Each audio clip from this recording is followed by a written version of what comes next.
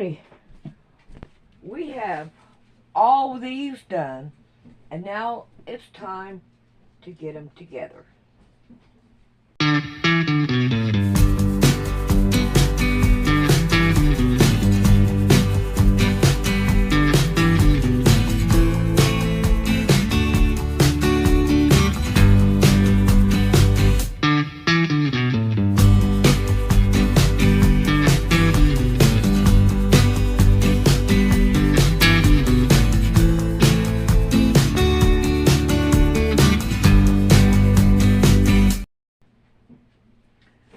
Alrighty, I'm going to start at the end of it and just start putting them down, and hopefully it'll turn out okay. At least I'm hoping that it will. Check out the colors. Alright, these two are the same. These aren't. Alright, so that one ain't gonna work. Let's see if this will work. Yeah, it'll work. Alright. These will work.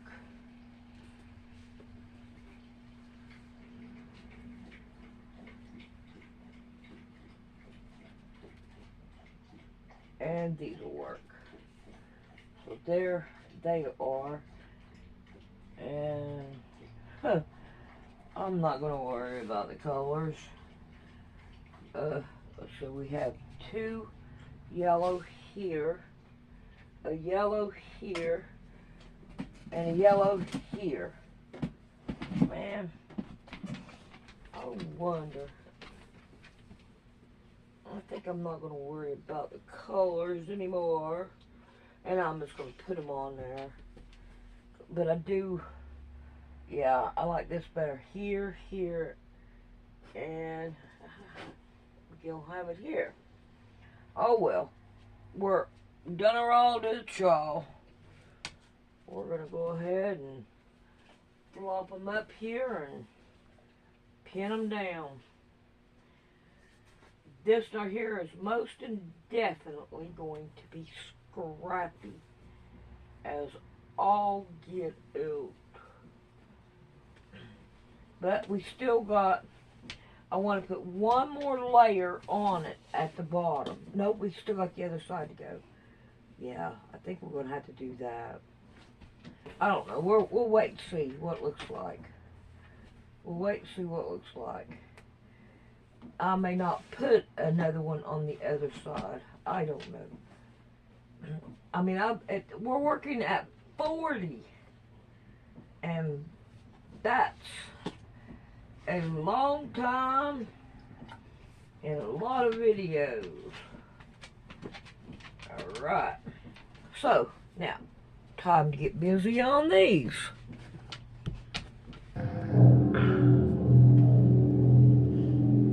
It was a cold, howling night, the final day of Samhain, when the boundary between the two worlds dissolves. There is something different, something mysterious out there, and it's taking children on Halloween. On a full moon, it will raise the spirits of the dead when lit by a virgin on Halloween night. Don't you know what happens on Halloween? Our son was abducted last year on Halloween. All spells cast at Witch University become permanent at midnight on Halloween. People, mostly criminals, are placed in an enormous wicker cage shaped like an animal or giant. The druids set fire to the cage, and the people burned to death.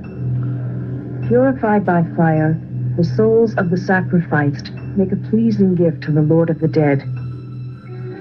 There's one magical, haunted evening each year when all the scary creatures come out to prowl through every neighborhood. In order to understand where our modern Halloween comes from, we must first take a step back in time. The word Halloween dates back to around the year 1745, and it means Saints' Evening, due to the fact that the Catholic Church designated November 1st as All Saints' Day, so All Hallows' Eve is actually All Saints' Eve. However, the origins of the holiday go back way farther than that. You see, the Catholic Church is well known for placing its own holidays directly over the ancient pagan holidays that people used to practice, and Halloween is no exception to that. Originally called Samhain, this night is considered sacred by the ancient Celtic people. It's said that spirits are able to roam freely, as the veil between our world and theirs is at its thinnest point on the night of October 31st. Quote, another great festival of the ancient Celts was Samhain, which was held on October 31st, on the eve of the pagan feast, the night known to us as Halloween. This was a wild and savage occasion, with human sacrifices offered and victims burned as offerings by the Druids to the gods. End quote. Now, if we take a look at this book from the year 1870 entitled Irish Folklore, Traditions and Superstitions of the Country, the picture becomes a little more clear. Quote, throughout these islands, great similarity appears to have prevailed regarding the sports and incantations practiced among our peasantry on the eve of All Hallows. Many of those customs are fast disappearing, but in former times we can scarcely doubt they had connection with certain pagan festivals.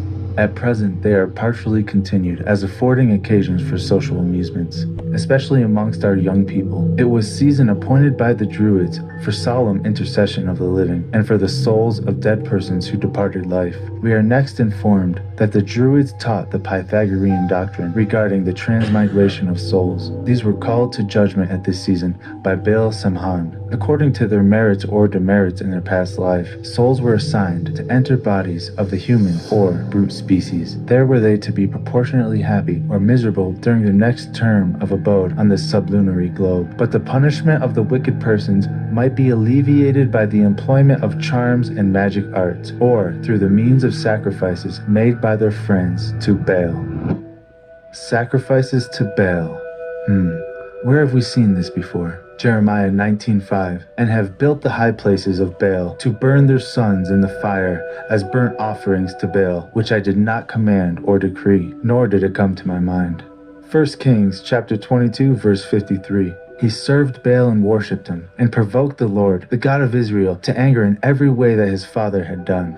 In Jeremiah chapter 32 verse 35, they built high places to Baal in the valley of the son of Hinnom, to offer up their sons and daughters to Moloch, though I did not command them, nor did it enter my mind that they should do this abomination, to cause Judah to sin.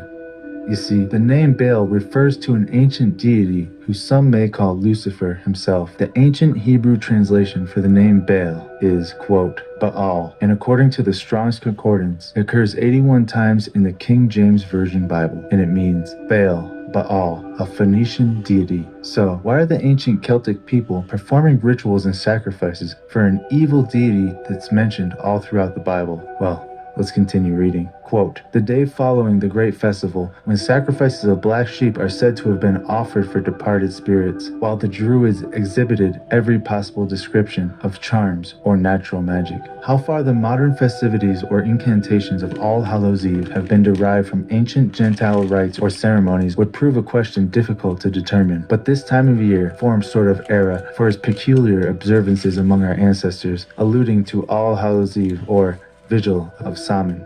One of their practices was to assemble with sticks and clubs, going about from one house to another collecting money, bread, cake, butter, cheese, and eggs for a feast. Young females go out at midnight and cast a ball of yarn into the bottom of a lime kiln whilst holding on by a thread. If the girl wind on and doesn't hold the yarn, it is a sign the winder will die unmarried. If she feels it pull from her, she asks, "Who pulls my yarn?" When it is supposed her future husband will give his name or appear to her. Sometimes a demon will appear instead, and this latter event indicates that her death is not far distant. Well, I heard that on Halloween night, the boogeyman sneaks out and attacks kids who don't believe. These customs are almost entirely extinct. They were considered too closely allied with diablerie and magic to be used by any except the most reckless and unchristian practitioners. It is considered that on All Hallows' Eve, hobgoblins, evil spirits, and fairies hold high revel, and that they are traveling abroad in great numbers. The dark and sullen Fuka is then particularly mischievous. and many mortals are abducted to fairyland. Those persons taken away to the Raths are often seen at this time by their living friends and usually accompanying fairy cavalcade. If you meet the fairies, it is said, on All Hallows Eve, and throw dust taken from under your feet at them, they will be obliged to surrender any captive human being belonging to their company, end quote. So we have demonic beings roaming the earth, evil spirits, and fairies abducting people and taking them into another dimension. Could this holiday get any worse? A decade ago, Halloween night, he murdered 16 people, maybe more, trying to get to his sister. All right.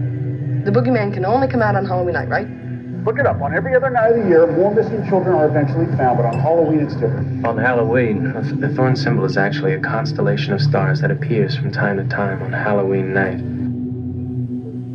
If you don't know the people very well, don't go into their homes. Most people enjoy having trick-or-treaters come to their doors. But there are a few people who will do things to hurt kids. The man known as the Halloween Killer could soon be set free, and there may be no way to stop it. Gerald Turner hits his mandatory release date in just 22 days. Other than registering as a sex offender, Turner would have no extended supervision and no parole or probation. Julia Fellow spoke to the distraught family of the girl he murdered on Halloween 44 years ago.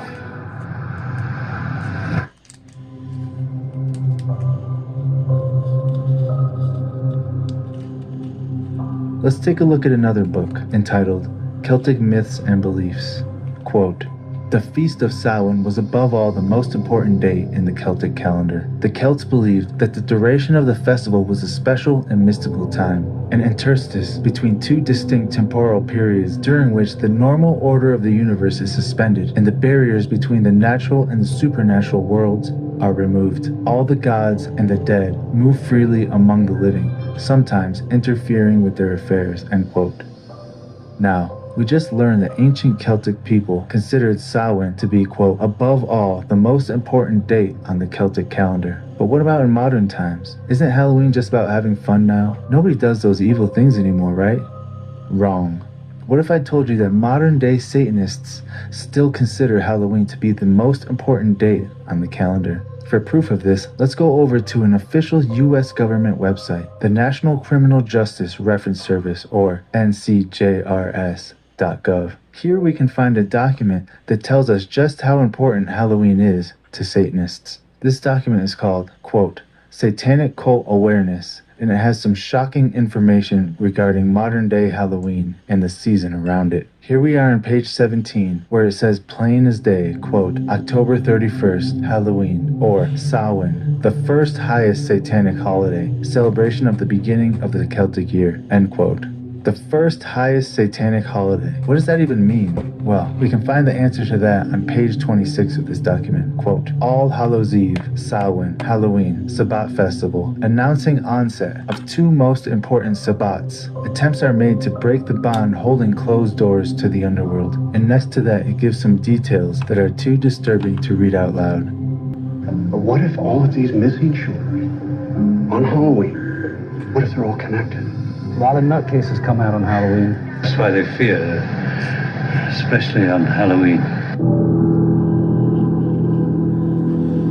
The strange thing is, most of us have no idea what we are celebrating and why we do the things we do on Halloween night.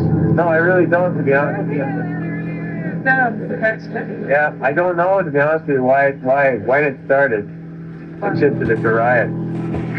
I don't know, honestly, I don't. But I just know that Halloween is a good time for everybody to get out, put in a costume, relax, and have a good time. That's all that matters. No, I came from where the vampires from Transylvania. Halloween began, we think,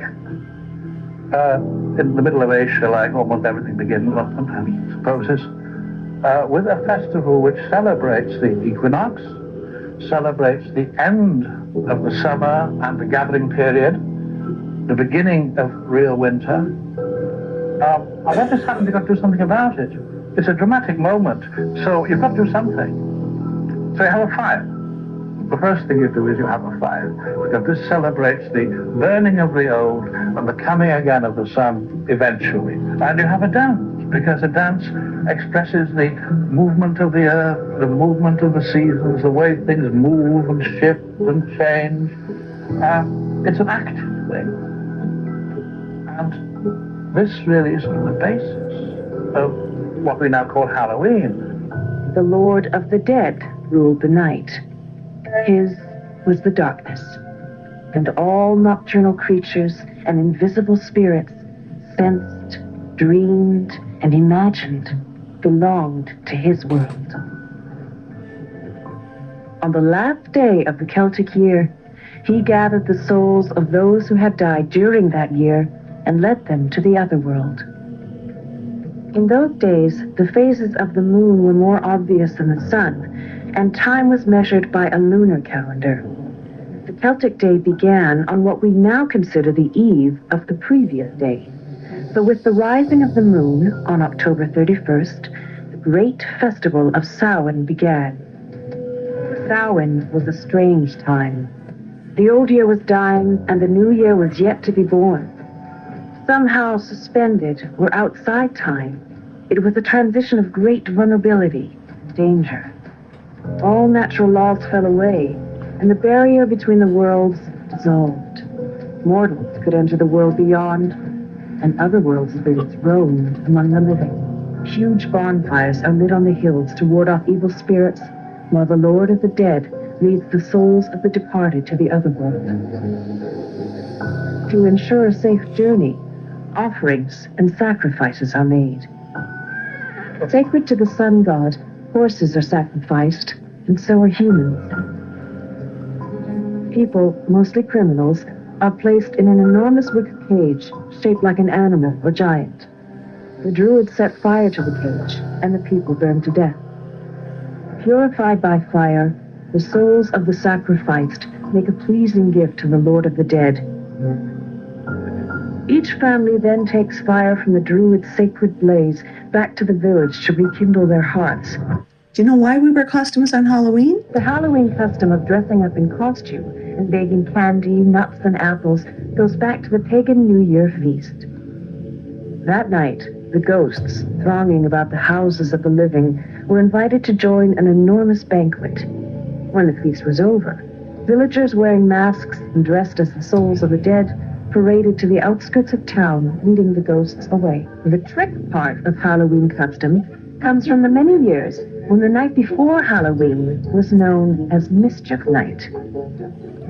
That night, ghosts and fairies roamed the roads, curdling milk and riding people's horses to exhaustion. As time went by, any practical joke could be blamed on the little people.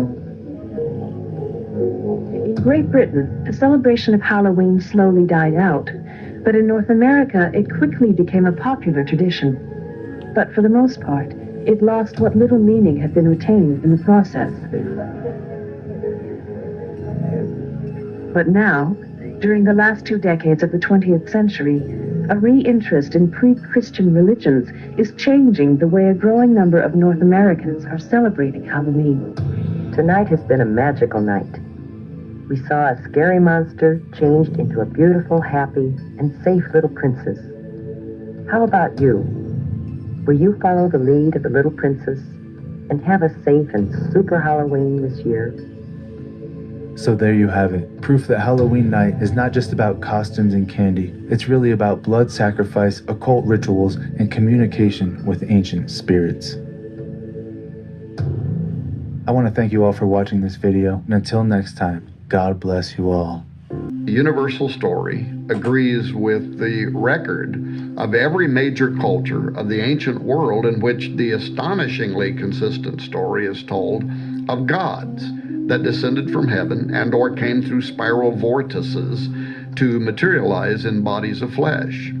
From Rome to Greece, and before that to Egypt, Persia, Assyria, Babylonia, Sumer, the earliest records of civilization tell of the era when powerful beings known to the Hebrews as watchers, and in the book of Genesis as the B'nai Ha-Elohim, the sons of God, mingled themselves with humans, giving birth to part celestial, part terrestrial hybrids known as Nephilim. The Bible says this happened when men began to increase on earth and daughters were born to them, when the sons of God saw the women's beauty, and they took wives from among them to sire their unusual offspring. I believe a record of this is recorded in Genesis 6:4, when it says there were giants in the earth in those days, and also after that, when the sons of God came in unto the daughters of men, and they bare children to them. The same became mighty men which were of old, men of renown. This is Dr. Thomas Horn, and you are watching End Times Productions. What's beneath us? The ancient ones, the gods that used to rule the earth.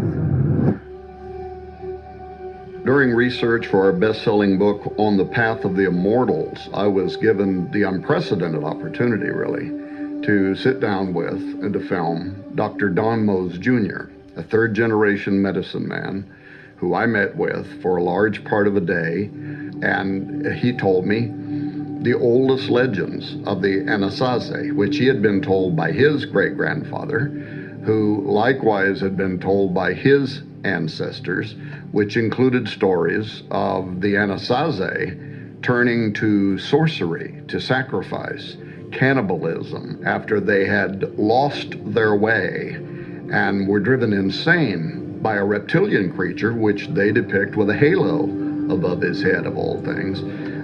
Images of that being are, by the way, included in the petroglyphs that we filmed inside the canyons, and I believe that they likely attest to the fallen reptile or reptiles of biblical fame, which also misled humanity.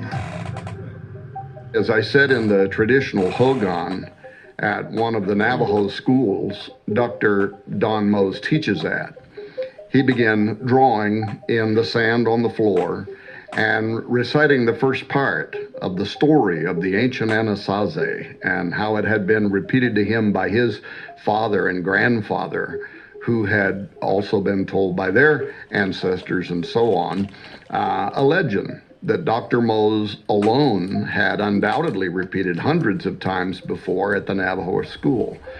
Now, since it was obvious to us that this Navajo historian was really indifferent to our camera and our recording plans, and in fact I could tell he was really uncomfortable with us putting him on film, but thankfully he let us proceed nevertheless.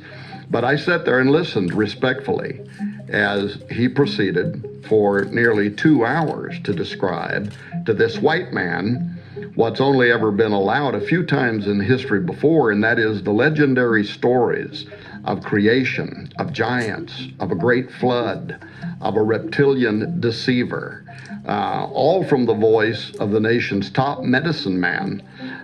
Dr. Mose even sang to us in the antiquated tongue of what I would call Old Testament history, paralleled in their earliest antiquity using the Navajo language. Now, not only did Dr. Mose substantiate the age-old and globally recorded story of those who come through portals and the impact that they have had on biblical and global history, past and present, not only did he weave Navajo Indian myths and legends seamlessly with our understanding of the 6 days of creation, the arrival of the Nephilim, and their connection to judgment by a global flood, followed by the repopulating of people around the world, and then a second incursion of the giants.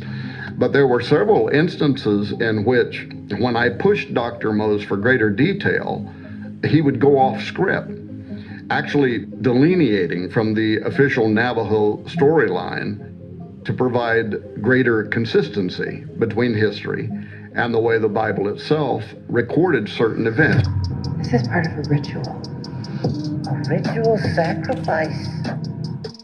As Mose was following the official storyline, the one that you would get from the Parks Department in the four corners of the U.S., about how the Anasazi didn't disappear, but rather they slowly migrated out of the area and became the modern Pueblo Indians, I expressed doubts to Dr. Mose about that story. And he responded by grinning just a little bit and saying, well, I probably shouldn't tell you this, but And then he proceeded to tell us the older stories that his grandfather had repeated about these mysterious people actually disappearing after they came under mind control from a reptile with a halo, this carnivorous creature, suspiciously similar to what I later described in the Path of the Immortals book as fiery seraphim, which comes from the Hebrew seraph, the Hebrew Old Testament fiery serpent, which also corresponds with a lot of other testaments around the ancient world, including the Sanskrit sarpa or sarpin, which means reptile, and so on. Now, another case in point is when I told Dr. Mose of what we had learned from the Apache about cannibalistic giants and then God destroying them in a flood. And he looks right into the camera and he says, "Oh, yes."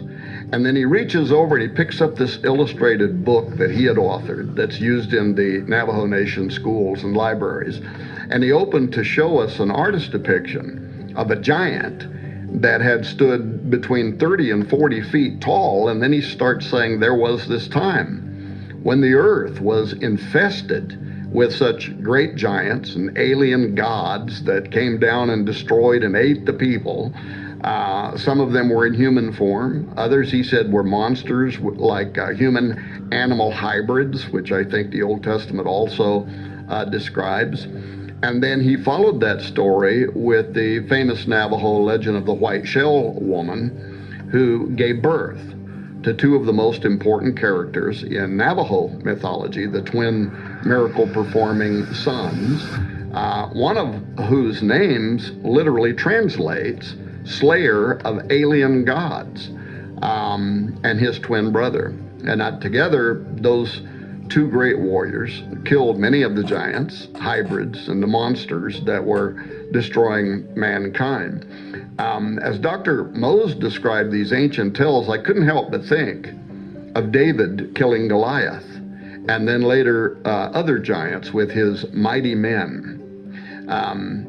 Then there was a point where Mose paused, and he said, "You know, when the Christian missionaries first came to America and told our people their stories of the giants and the great flood, he said, we smiled and let them know that we already knew these stories, that they had been told to us long ago by our own ancestors."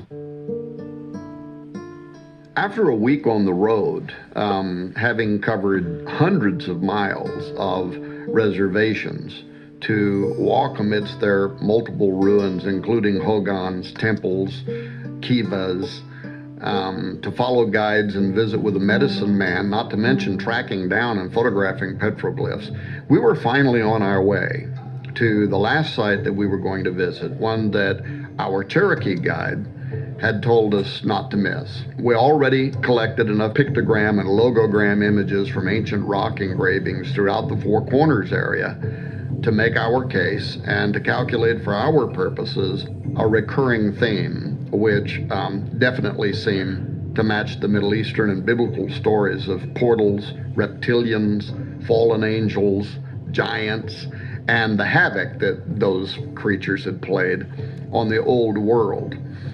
But this final petroglyph that was important, our guide had said, and one that we could drive right up to. So we decided to make one final excursion, this time into Utah, 50 miles north of Moab, where one of the largest known collections of petroglyphs is located in the San Juan County. This storyboard that we would visit there was etched in sandstone as early as 1,000 years before Christ.